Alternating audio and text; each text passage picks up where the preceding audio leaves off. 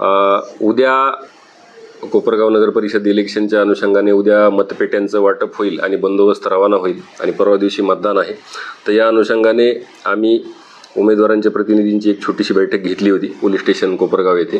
तर आमच्याकडून एक 4 ते 5 महत्त्वाच्या सूचना आहेत, त्या आपल्या माध्यमातून आम्हाला उमेदवारांना, त्यांच्या प्रतिनिधींना, त्यांचे जे पोलिंग एजंट्स असतील त्यांना द्यायचे आहेत.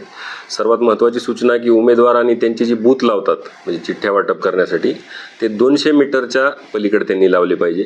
यासाठी आम्ही आज रात्रीच 100 मीटर आणि 200 मीटरची जी रेखा असेल ती आम्ही पांढऱ्या चुन्याचा वापर करून ती आखली जाईल. त्या अनुषंगाने आपल्याला सर्वांना सूचना राहील की सर्व उमेदवारांनी त्यांचे जे बूथ असतील ते 200 मीटरच्या पलीकडे लावावेत, 100 मीटरच्या नाही, 200 मीटरच्या पलीकडे लावावेत असे निवडणूक आयोगाच्या सूचना आहेत. त्यानंतरची पुढची सूचना आहे की 200 मीटरच्या आतमध्ये कोणत्याही प्रकारचं ट्रॅव्हलिंग म्हणजे वाहनं त्यामध्ये बसून मतदार येत आहेत, शाळेच्या गेटसमोर उतरत आहेत हे अलाउड नाही. 200 मीटरच्या पलीकडेच त्यांनी उतरलं पाहिजे.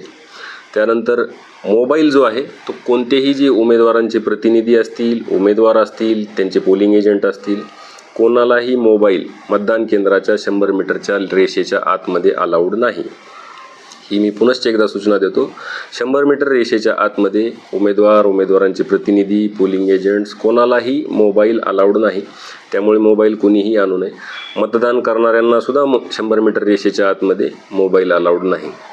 त्यानंतर आणखी एक विषय असा महत्त्वाचा आहे की उमेदवार जे असतात ते बऱ्याच वेळा जिथं मतदान केंद्र आहे त्याच्याजवळ थांबण्याचा प्रयत्न करतात. तर सर्वांना आमची सूचना आहे निवडणूक आयोगाच्या मार्गदर्शक सूचनानुसार की त्यांनी 100 मीटरच्या रेषेच्या पलीकडे थांबायचं आहे. उमेदवारांना किंवा त्यांच्या प्रतिनिधींना जर मतदान प्रक्रिया व्यवस्थित चालू आहे किंवा नाही हे पाहायचे असेल तर त्यांना थोड्या वेळाच्या अंतरानंतर एखाद्या मतदान केंद्राला व्हिजिट करता येईल. तिथली प्रक्रिया 3 मतदारांचं मतदान होईपर्यंत त्यांना बघता येईल.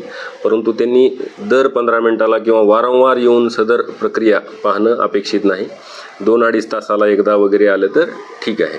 तर अशा ह्या महत्त्वाच्या सूचना होत्या आमच्याकडून. पुनश्च एकदा सूचना सांगतो, उमेदवारांचे जे बूथ असतील ते 200 मीटरच्या पलीकडे असतील. उमेदवार, त्यांचे प्रतिनिधी किंवा जे स्वतः निवडणुकीला उभा राहिलेले असतील त्यांना जर आसपासच्या त्यांनी 100 मीटरच्या आत थांबणं अपेक्षित नाही. आत गेल्यानंतर मतदान करून झाल्यानंतर सुद्धा विनाकारण तिथं रेंगाळत राहणं अपेक्षित नाही. सर, महत्त्वाचं आपण बघितलं तर या निवडणूक काळामध्ये पोलिसांच्या वतीने कसा बंदोबस्त लावण्यात आला आणि कशी काळजी घेतली जाते सुरक्षेची? आपल्याकडून पोलिसांकडून सद्य परिस्थितीत कोपरगाव नगर परिषदसाठी आपल्याला 125 होमगार्ड आहेत. त्यानंतर आपल्याला जवळजवळ 200 पोलीस आहेत, 25 अधिकारी आहेत, 2 जवळजवळ DYSP आपल्याकडे असणार आहेत. तर असा बंदोबस्त आपण लावलेला आहे. एकूण जो बंदोबस्त असणार आहे तो साधारणतः 400 पेक्षा जास्त मनुष्यबळाचा बंदोबस्त आपल्याकडून लावण्यात आलेला आहे.